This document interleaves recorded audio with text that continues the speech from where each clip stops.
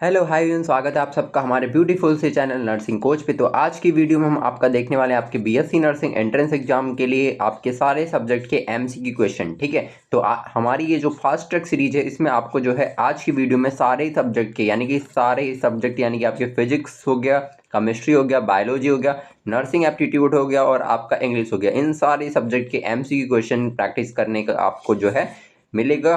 ठीक है, तो बिना किसी देरी चलिए स्टार्ट करते हैं अपने वीडियो को और अपने क्वेश्चंस को। तो आज की वीडियो हमारा जो सबसे पहला जो फिजिक्स का क्वेश्चन है वो ये है कि the SI unit of electric charge is, यानी कि विद्युत आवेश का जो है एसआई मात्रा क्या होता है। कूलाम होता है, एम्पियर होता है, वोल्ट होता है या फिर फैरेड होता है। तो आप सबको पता है कि आपका जो इलेक्ट्रिक चार्ज होता है, विद्युत आवेश होता है, उसका जो एसआई मात्रक होता है वो आपका कूलाम होता है। ठीक है, आइए चलते अपने नेक्स्ट क्वेश्चन पे। हमारा जो नेक्स्ट क्वेश्चन है वो ये है कि charge on an electron is, यानी कि एक इलेक्ट्रॉन पे जो है आपको आवेश कितना होता है ये बताना है। प्लस 1.6 इंटू टेन के पावर माइनस 19 कूलम, वन या फिर आपका माइनस 1.6 इंटू टेन के पावर माइनस 19 कूलम, या फिर जीरो होता है, या फिर 1.6 इंटू टेन के पावर माइनस 18 कूलम होता है। तो आप सबको पता है कि कितना होता है आपका माइनस 1.6 इंटू टेन के पावर माइनस 19 कूलम। ठीक है, माइनस 19 कूलम ये होता है एक इलेक्ट्रॉन पे आवेश। आइए चलते हैं अपने नेक्स्ट क्वेश्चन पे। हमारा जो नेक्स्ट क्वेश्चन है वो ये कि Coulomb law is valid for, यानी आपका जो कूलॉम का नियम है वो आपका लागू होता है। आपका पहला ऑप्शन आपका दिया गया है पॉइंट चार्ज के लिए यानी बिंदु आवेश के लिए, या फिर रेखीय आवेश के लिए, या फिर पृष्ठीय आवेश के लिए, या फिर आपका आयतन आवेश यानी कि वॉल्यूम चार्ज के लिए। तो किस पे जो है आपका कूलॉम लॉ जो है वो वैलिड होता है, किस चीज पे?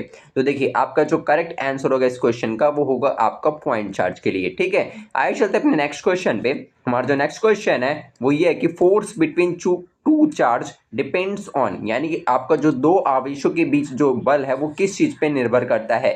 डिस्टेंस यानी दूरी पे, मैग्नीट्यूड ऑफ चार्ज यानी आवेश के मान पे, मीडियम यानी माध्यम पे, या फिर ऑल ऑफ दिस यानी उपरोक्त सभी पे। तो देखिए इसका आपका जो करेक्ट आंसर होगा, यानी दो आवेशों के जो बीच जो बल है वो आपका किस चीज पे डिपेंड करता है। तो आप इसको इजीली फॉर्मूले से भी पता लगा सकते हैं कि आपका डिपेंड करता है इन सारी ही चीजों पे, चाहे वो आपका डिस्टेंस यानी दूरी हो, चाहे वो आपका आवेश का मान हो, चाहे वो माध्यम हो। ठीक है, आइए चलते अपने नेक्स्ट क्वेश्चन पे। हमारा जो नेक्स्ट क्वेश्चन है वो ये कि the dimension of the electric field is, यानी कि आपका जो विद्युत क्षेत्र का आयामी सूत्र है वो क्या होगा।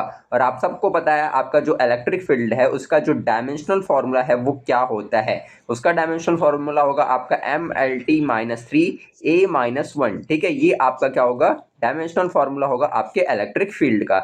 आइए चलते अपने नेक्स्ट क्वेश्चन पे। हमारा जो नेक्स्ट क्वेश्चन है वो ये है कि electric field due to a point charge is, यानी बिंदु आवेश के कारण वैद्युत क्षेत्र होता है यूनिफॉर्म यानी समरूप होता है, रेडियल होता है, सर्कुलर होता है, या फिर रैंडम होता है। तो देखिए इसका आपका जो करेक्ट आंसर होगा वो होगा आपका रेडियल। ठीक है, आइए चलते अपने नेक्स्ट क्वेश्चन पे। हमारा जो नेक्स्ट क्वेश्चन है वो ये है कि the electric field at a point is zero when, यानी किसी स्थित, ठीक है, किस स्थिति में जो है आपका बिंदु पर विद्युत क्षेत्र जो है आपका जो है शून्य होगा। इक्वल चार्ज यानी समान आवेश, अपोजिट चार्ज यानी विपरीत आवेश, नेट फोर्स इज जीरो यानी आपका जो परिमाणी बल है वो आपका शून्य हो उस कंडीशन में, या फिर पोटेंशियल इज जीरो यानी जब विभव शून्य होगा तो उस कंडीशन में। तो देखिए इसका आपका जो करेक्ट आंसर होगा वो होगा आपका नेट फोर्स इज जीरो, यानी कि आपका जो परिणामी बल है जब वो शून्य हो उस कंडीशन में। ठीक है, आइए चलते अपने नेक्स्ट क्वेश्चन पे। हमारा जो नेक्स्ट क्वेश्चन है वो ये कि electric field lines never intersect, यानी कि आपका जो इलेक्ट्रिक फील्ड लाइंस है वो आपको पता है कि कभी भी इंटरसेक्ट नहीं करती एक दूसरे को। तो ये किस वजह से नहीं करती? आपका पहला ऑप्शन है आपका फील्ड इज स्केलर, यानी आपका जो क्षेत्र है, ठीक है, वो आपका एक अदिश राशि इस वजह से, या फिर वो एक सदिश राशि है इस वजह से, या फिर दो दिशाएं संभव नहीं होती इस वजह से, या फिर आपका बोथ बी एंड सी। तो देखिए इसका आपका जो करेक्ट आंसर होगा, ठीक है, इसका आपका जो करेक्ट आंसर होगा वो होगा आपका बोथ बी एंड सी, यानी कि आपका जो फील्ड है वो आपका एक वेक्टर है यानी सदिश है। दूसरी कंडीशन ये है कि आपका दोनों दिशाएं जो है वो संभव भी नहीं होती हैं। ठीक है, आइए चलते अपने नेक्स्ट क्वेश्चन पे। हमारा जो नेक्स्ट क्वेश्चन है वो ये कि unit of electric field is, यानी वैद्युत क्षेत्र का जो है मात्रक क्या होता है। न्यूटन कूलम होता है, वोल्ट होता है, जूल होता है, या फिर एम्पियर होता है। तो देखिए जो इलेक्ट्रिक फील्ड होता है यानी जो वैद्युत क्षेत्र होता है उसका जो मात्रक होता है वो होता है आपका न्यूटन कूलम। ठीक है, न्यूटन कूलम। ये आपका मात्रक होता है आपके इलेक्ट्रिक फील्ड का। आइए चलते अपने नेक्स्ट क्वेश्चन पे। हमारा जो नेक्स्ट क्वेश्चन है वो ये है कि इलेक्ट्रिक फ्लक्स डिपेंड्स ऑन, यानी विद्युत फ्लक्स जो है वो किस चीज पे निर्भर करता है, क्षेत्रफल पे, या फिर इलेक्ट्रिक फील्ड यानी विद्युत क्षेत्र पे, एंगल यानी कोण पे, या फिर आपका ऑल ऑफ दीज यानी उपरोक्त सभी पे। तो देखिए आपका जो इलेक्ट्रिक फ्लक्स है वो आपका इन सभी पे जो है डिपेंड करता है, ठीक है, इन सभी चीज़ों पे जो है आपका डिपेंड करता है आपका, चाहे वो एरिया हो या फिर आपका इलेक्ट्रिक फील्ड हो या फिर आपका क्या हो, एंगल हो, क्योंकि आपने एक फॉर्मूला पढ़ा होगा ई ए कॉस थीटा, ठीक है, ई ए कॉस थीटा, इससे आप पता लगा सकते हैं कि आपका जो विद्युत फ्लक्स है वो इन सारी चीज़ों पे जो है आपका डिपेंड कर रहा है, ठीक है। आइए चलते अपने नेक्स्ट क्वेश्चन पे। हमारा जो नेक्स्ट क्वेश्चन है वो हमारा केमिस्ट्री से है। केमिस्ट्री का हमारा सबसे पहला जो क्वेश्चन है वो ये है कि which of the following is a homogeneous mixture, यानी कि आपका निम्नलिखित में से कौन एक समांगी मिश्रण है, दूध का मिक्सचर, या फिर आपका शुगर सोल्यूशन, या फिर सैंड इन वाटर, या फिर स्मोक यानी कि धुआं, ठीक है। इसमें से आपको बताना है होमोजीनस मिक्सचर कौन सा है। तो आप सबको पता है इसमें आपका होमोजीनस मिक्सचर जो है वो है आपका शुगर सोल्यूशन, ठीक है। आइए चलते अपने नेक्स्ट क्वेश्चन पे। हमारा जो नेक्स्ट क्वेश्चन है वो ये है कि the component present in large amount is called, यानी कि अधिक मात्रा में उपस्थित जो घटक है वो क्या कहलाता है, सॉल्यूट यानी विलय कहलाता है, सॉल्वेंट यानी विलायक कहलाता है, कोलाइड कहलाता है, या फिर आपका सस्पेंशन यानी कि निलंबन कहलाता है। तो देखिए जो सब्सटेंस जो है आपका अधिक मात्रा में प्रेजेंट होता है उसको आपको बोला जाता है सॉल्वेंट, ठीक है, क्या बोला जाता है, सॉल्वेंट यानी विलायक कहा जाता है। आइए चलते अपने नेक्स्ट क्वेश्चन पे। हमारा जो नेक्स्ट क्वेश्चन है वो ये कि मोलैरिटी डिपेंड्स ऑन, यानी कि आपका जो मोलरता है वो निर्भर करती है टेम्परेचर यानी तापमान पे, प्रेशर यानी दाब पे, या फिर वॉल्यूम ओनली यानी केवल आयतन पे, या फिर मास ओनली यानी केवल द्रव्यमान पे। तो देखिए आपका जो मोलरिटी है यानी कि आपका जो मोलरता है वो आपका डिपेंड करती है आपके टेम्परेचर यानी कि तापमान पे, ठीक है। आइए चलते अपने नेक्स्ट क्वेश्चन पे। हमारा जो नेक्स्ट क्वेश्चन है वो ये है कि मोलरिटी इज इंडिपेंडेंट ऑफ, यानी कि आपका जो मोलरिटी है वो किससे स्वतंत्र है, आपके टेम्परेचर यानी तापमान से, या फिर दाब से, या फिर आयतन से, या फिर ए एंड बी दोनों से। तो देखिए आपका जो मोलरिटी है वो किससे जो है स्वतंत्र है ये आपको बताना है। तो देखिए इसका आपका जो करेक्ट आंसर होगा वो होगा आपका बोथ बी एंड सी, यानी कि आपके तापमान और दाब दोनों से ही क्या है आपका इंडिपेंडेंट है। आइए चलते अपने नेक्स्ट क्वेश्चन पे। हमारा जो नेक्स्ट क्वेश्चन है वो ये है कि which is the correct unit of molality, ठीक है, यानी कि आपको जो है मोलैलिटी की जो है सही इकाई बताना है, क्या होगा, मोल लीटर होगा, मोल पर लीटर पर किग्रा होगा, मोल किग्रा होगा, या फिर ग्राम लीटर हो गया, या फिर मोल अंश होगा जिसे मोल फ्रैक्शन बोलते हैं। तो देखिए इसका आपका जो करेक्ट यूनिट होगा आपके मोलैलिटी का वो होगा आपका मोल किग्रा, ठीक है, मोल किग्रा ये होती है आपकी मोलैलिटी की यूनिट, ठीक है। आइए चलते अपने नेक्स्ट क्वेश्चन पे। हमारा जो नेक्स्ट क्वेश्चन है वो ये है कि रॉल्स लॉ इज एप्लीकेबल, यानी आपका जो रॉल्ड का नियम है वो आपका लागू होता है आइडियल सॉल्यूशन यानी आदर्श विलयन पे, या फिर रियल सॉल्यूशन यानी वास्तविक विलयन पे, कोलाइड्स पे, या फिर सस्पेंशन यानी निलंबन पे।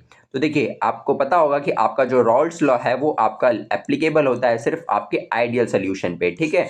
आइए चलते अपने नेक्स्ट क्वेश्चन पे। हमारा जो नेक्स्ट क्वेश्चन है वो ये है कि vapour pressure of a solution is, यानी कि आपका जो विलयन का वाष्प दाब है वो होता है विलायक के बराबर होता है, या फिर विलायक से कम होता है, या फिर विलायक से अधिक होता है, या फिर जीरो यानी कि शून्य होता है। तो वेपर प्रेशर जो होता है वो एक सॉल्यूशन का वो कैसा होता है ये आपको बताना है। तो देखिए इसका आपका जो करेक्ट आंसर होगा वो होगा आपका लेस देन सॉल्वेंट, यानी विलायक से जो है कम होता है, ठीक है। आइए चलते अपने नेक्स्ट क्वेश्चन पे। हमारा जो नेक्स्ट क्वेश्चन है वो ये है कि which property depends on number of particles, यानी कौन सा जो गुण है वो कणों की संख्या पे निर्भर करता है, डेंसिटी यानी घनत्व, या फिर आपका कॉलिगेटिव प्रॉपर्टी यानी सहगुणधर्मी गुण, या फिर आपका बॉइलिंग पॉइंट यानी क्वथनांक, या फिर कलर यानी कि रंग। तो देखिए इसका आपका जो करेक्ट आंसर है वो है आपका कॉलिगेटिव प्रॉपर्टी, ठीक है। आइए चलते हैं अपने नेक्स्ट क्वेश्चन पे। हमारा जो नेक्स्ट क्वेश्चन है वो ये है कि elevation in boiling point is represented by, यानी कि आपका जो क्वथनांक में वृद्धि होती है उसको किस से जो है आपका रिप्रेजेंट करते हैं, इन चारों ऑप्शन में से बताना है, ठीक है, किससे जो है आपका रिप्रेजेंट किया जाता है जब आपके बॉइलिंग पॉइंट में जो है एलिवेशन देखने को मिलता है। तो देखिए इसका आपका जो करेक्ट आंसर होगा वो होगा आपका delta T F, sorry delta T B, ठीक है। इसका आपका जो करेक्ट आंसर होगा एलिवेशन ऑफ बॉइलिंग पॉइंट, आपको फिर से बता दें कि इसका जो करेक्ट आंसर होगा वो होगा आपका डेल्टा टी बी। ठीक है, आए चलते अपने नेक्स्ट क्वेश्चन पे। हमारा जो नेक्स्ट क्वेश्चन है वो ये कि depression in freezing point is represented by, यानी कि आपका जो हिमांक में अवनमन है उसको कैसे प्रदर्शित करते हैं, इन चारों में से आपको बताना है। ठीक है, तो देखिए अगर आपका हिमांक में अवनमन को आपको प्रदर्शित करना है तो उसको आपका रिप्रेजेंट किया जाता है आपके डेल्टा टी एफ से। ठीक है, आए चलते अपने नेक्स्ट क्वेश्चन पे। हमारा जो नेक्स्ट क्वेश्चन है वो हमारा बायोलॉजी से। बायोलॉजी का हमारा जो सबसे पहला जो क्वेश्चन है वो ये कि द स्टैमेन कंसिस्ट ऑफ, यानी पुकेसर जो है किससे मिलकर बना होता है, परागकोश और तंतु से, अंडाशय और वर्तिका से, या फिर पंखुड़ी से, या फिर बीजांड और अपस्थान यानी कि प्लेसेंटा जिसको बोलते हैं। ठीक है, ओव्यूल एंड प्लेसेंटा से। तो आपको बताना है कि स्टेमन जो है वो किससे मिलकर बना होता है।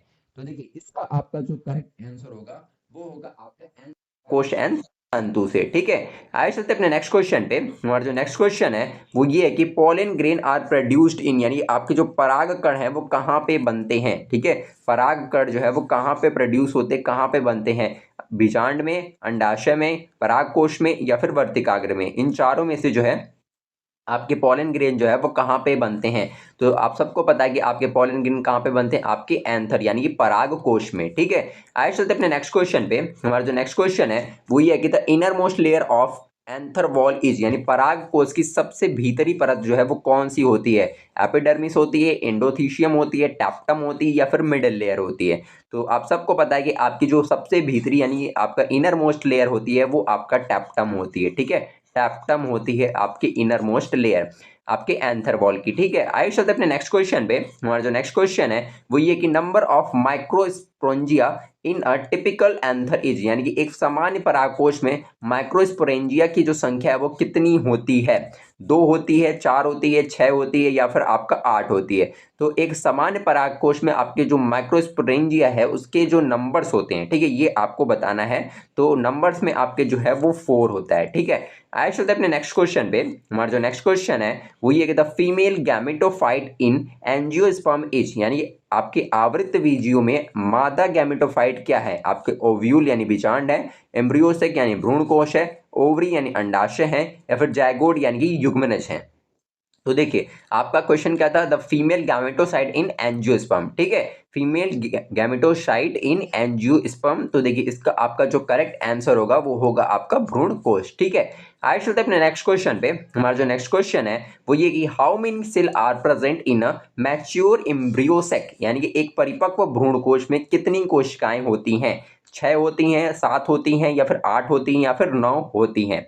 तो देखिए एक परिपक्व जो भ्रूण कोश होता है उस पे आपकी जो कोशिकाएं होती हैं उसका नंबर्स आपको बताना है। तो देखिए इसका आपका जो करेक्ट आंसर होगा वो होगा आपका 7। ठीक है, आइए चलते हैं अपने नेक्स्ट क्वेश्चन पे। हमारा जो नेक्स्ट क्वेश्चन है वो ये कि double fertilisation was discovered by, यानी कि आपका द्विगुणित निषेचन की जो खोज है वो किसने की थी, आपके मेंडल ने, स्ट्रैक्सबर्गर ने, नेवेस्ट्रेन ने, या फिर आपके डार्विन ने। इन चारों में से डबल फर्टिलाइजेशन को जो है डिस्कवर किसने किया था ये आपको बताना है। तो देखिए इसका आपका जो करेक्ट आंसर होगा वो होगा आपका नावा सचिन ने। ठीक है, आइए चलते अपने नेक्स्ट क्वेश्चन पे।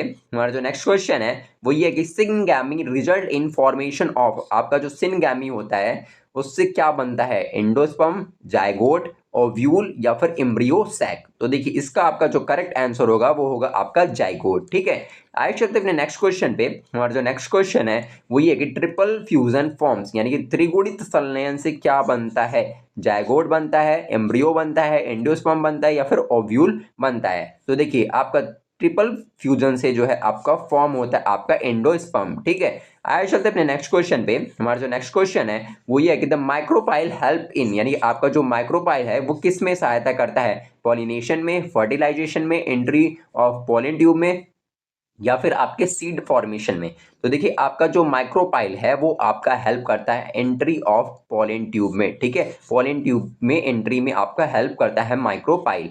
आइए चलते अपने नेक्स्ट क्वेश्चन में। हमारा जो नेक्स्ट क्वेश्चन है वो हमारा नर्सिंग एप्टीट्यूड से है।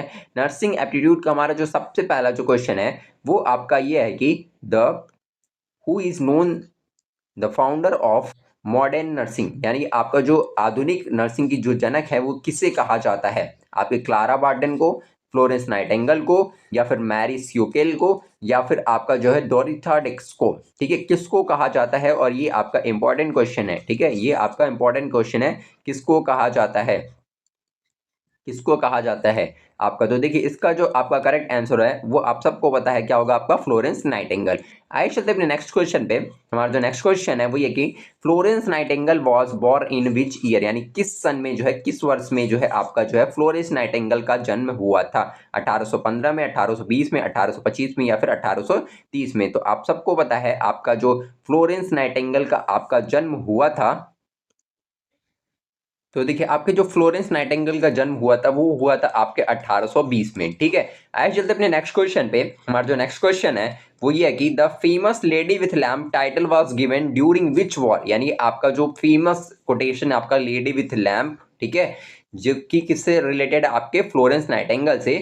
ये जो टाइटल है वो आपका किस वॉर के दौरान दिया गया था? World war first, world war second, Crimean war, या फिर आपका जो है अमेरिकन सिविल वॉर के दौरान? तो देखिए आपका इसका जो करेक्ट आंसर होगा वो होगा आपका क्रीमियम वॉर के दौरान, ठीक है। आइए चलते अपने नेक्स्ट क्वेश्चन पे। हमारा जो नेक्स्ट क्वेश्चन है वो ये कि Florence Nightingale school of nursing was established in, यानी आपका जो फ्लोरेंस नाइटिंगेल ने स्कूल की स्थापना की थी वो कब की थी? 1850 में, 1860 में, 1870 में, या फिर 1880 में? तो देखिए इसका जो आपका करेक्ट आंसर होगा वो होगा आपका 1860 में। आइए चलते अपने नेक्स्ट क्वेश्चन पे।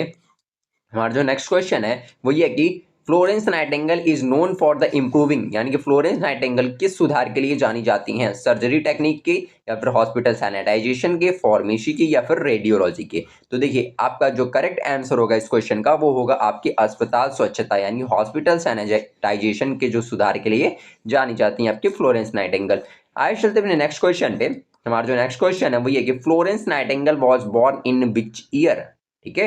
ये सारे जो क्वेश्चन है वो आपके इंपॉर्टेंट और ये आपके पूछे जा सकते हैं, ठीक है। डबल स्टार है, यानी आपके ये जो है इंपॉर्टेंट क्वेश्चन है, ठीक है, कि किस देश में जो है आपका फ्लोरेंस नाइटिंगेल का जन्म हुआ था? इंग्लैंड में, फ्रांस में, जर्मनी में, या फिर इटली में? तो देखिए इसका आपका जो करेक्ट आंसर होगा, ठीक है, वो होगा आपका इटली में, ठीक है।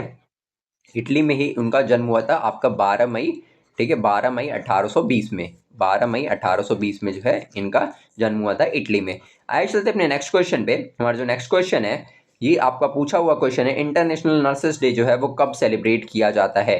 ठीक है, इंटरनेशनल नर्सेस डे जो है वो कब सेलिब्रेट किया जाता है? 5 मई, 10 मई, 12 मई, या फिर 15 मई? तो देखिए इसका आपका जो करेक्ट आंसर होगा वो होगा 12 मई को, ठीक है, 12 मई को। आइए चलते अपने नेक्स्ट क्वेश्चन पे। हमारा जो नेक्स्ट क्वेश्चन है वो ये है कि who started the first nursing school, यानी पहला नर्सिंग स्कूल जो है वो किसने शुरू किया था? मैरी स्यूकेल ने, फ्लोरेंस नाइटिंगेल ने, क्लारा बार्टर ने, या फिर मदर टेरेसा ने? तो देखिए आप सबको पता है कि आपका फर्स्ट स्कूल जो आपका स्टार्ट किया था वो किया था आपके फ्लोरेंस नाइटिंगेल ने, ठीक है, जो कि आपको जो हमने नर्सिंग एप्टीट्यूड की क्लासेस कराई थी थ्योरी वाली उसमें आपने पढ़ा भी होगा, ठीक है। आइए चलते अपने नेक्स्ट क्वेश्चन पे। हमारा जो नेक्स्ट क्वेश्चन है वो ये कि Nightingale reduces mortality rate mainly by, यानी आपका जो नाइटिंगेल ने मृत्यु दर को जो है मुख्यतः कैसे कम किया? ठीक है, कैसे कम किया? मेडिसिन यानी दवाओं से, सर्जरीज करके, या फिर हाइजीन यानी स्वच्छता से, या फिर वैक्सीनेशन यानी टीकाकरण से? तो देखिए इसका जो करेक्ट आंसर होगा वो होगा आपका हाइजीन। उन्होंने जो है स्वच्छता पे ध्यान देके मोर्टेलिटी रेट यानी मृत्यु दर को जो है वो कम किया था, ठीक है। आइए चलते अपने नेक्स्ट क्वेश्चन पे। हमारा जो नेक्स्ट क्वेश्चन है वो ये कि which hospital is associated with Nightingale school, यानी कि आपका जो है कौन सा अस्पताल जो है वो आपका नाइटिंगेल स्कूल जो है वो किस अस्पताल से जो है जुड़ा था? सेंट थॉमस हॉस्पिटल से, एम्स से, मायो क्लिनिक से, या फिर अपोलो हॉस्पिटल से? किससे जो है आपका जो है जुड़ा हुआ था ये आपको बताना है, ठीक है, किससे आपका एसोसिएटेड था, जुड़ा हुआ था? तो देखिए इसका आपका जो करेक्ट आंसर होगा वो होगा आपका सेंट थॉमस हॉस्पिटल से, ठीक है, सेंट थॉमस हॉस्पिटल से, सेंट थॉमस हॉस्पिटल जो है इसका करेक्ट आंसर होगा। आइए चलते अपने नेक्स्ट क्वेश्चन पे। हमारा जो नेक्स्ट क्वेश्चन है वो ये है कि चूज द करेक्ट सेंटेंस, इन चारों में से आपको करेक्ट सेंटेंस को चूज करना है और बताना है इन चारों में से कौन सा जो सेंटेंस है वो करेक्टली लिखा हुआ है, ठीक है, करेक्टली लिखा हुआ है। तो देखिए यहाँ पे आपका जो करेक्ट सेंटेंस लिखा हुआ है वो है आपका सी डज नॉट लाइक कॉफी, ठीक है, क्योंकि ये यहाँ पे अगर आपका डज नॉट लग जाता है तो आपका यस या फिर यस नहीं लगता है, ठीक है, इसलिए आपका जो ऑप्शन बी वाला नहीं करेक्ट होगा। यहाँ पे आपका जो करेक्ट आंसर होगा वो होगा आपका option C does not like coffee. ठीक है, आइए चलते अपने नेक्स्ट क्वेश्चन पे। हमारा जो नेक्स्ट क्वेश्चन है वो ये कि आइडेंटिफाई द टेंस, आपको टेंस को आइडेंटिफाई करना है इस सेंटेंस में।